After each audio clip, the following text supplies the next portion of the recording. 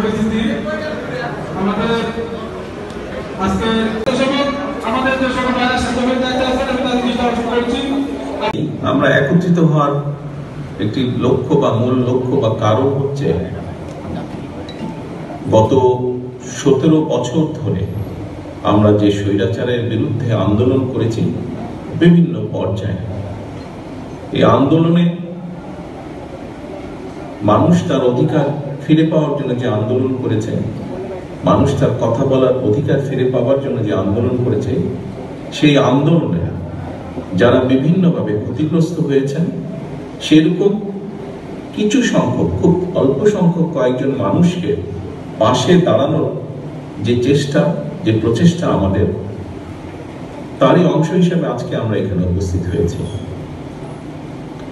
প্রিয় উপস্থিতিবৃন্দ, আমাদের আজকের এই প্রচেষ্টা হয়তো খুবই ক্ষুদ্র।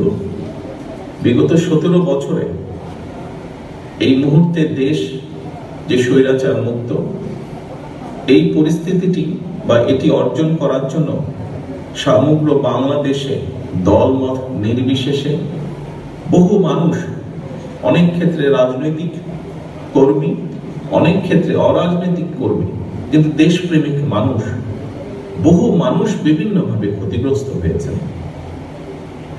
মঞ্চে যারা বসে আছেন, রুহুল কবির রিজভী সাহেব সহ এখানে আরো নেতৃবৃন্দ আছেন, বিএনপির বেশ কয়েকজন নেতৃবৃন্দ আছেন, আমরা সকলে একটি রাজনৈতিক দলের সদস্য, রাজনৈতিক কর্মী।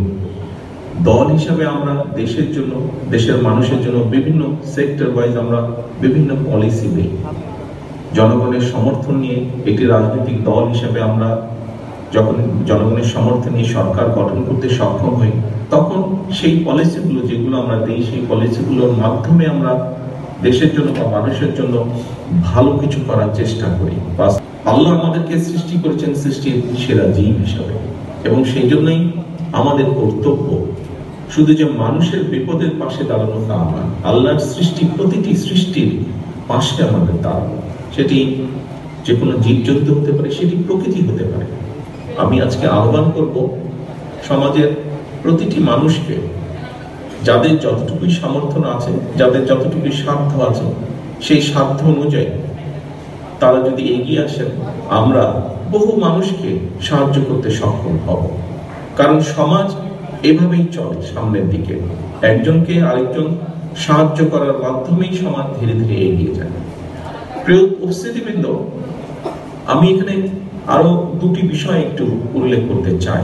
যে কথাটি আমি, তার মধ্যে একটি কথা আমি অনেক আগে বলেছিলাম, প্রায় 10 বছর আগে আমি বলেছিলাম।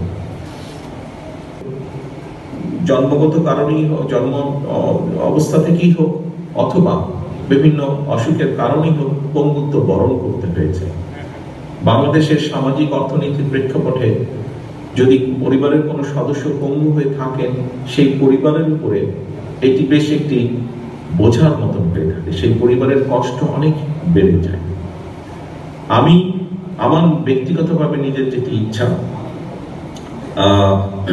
এখানে ডক্টর মুকিত আছেন, ডক্টর মুকিতের সাথে এই ব্যাপারে প্রায় বছর 2-3 আগে আমার একবার আলাপ হচ্ছিল। ওনার একটি প্রতিষ্ঠান আছে, যে প্রতিষ্ঠানের মাধ্যমে উনি চেষ্টা করেন যে এই ধরনের মানুষগুলোকে সহযোগিতা করার জন্য, যাতে করে তারা নিজেরা ইন্ডিপেন্ডেন্ট হতে পারে, নিজেরা চলাফেরা করতে পারে, যতটুকু সম্ভব আরেকজনের সহযোগিতা ছাড়া।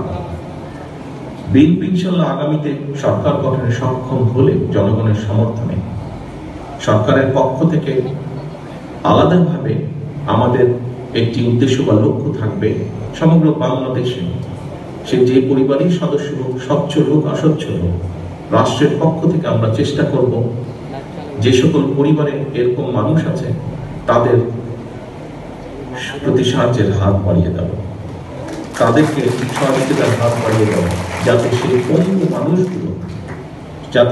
পঙ্গু মানুষগুলো নিজেরা যতটুকু সম্ভব স্বাবলম্বী হতে পারে।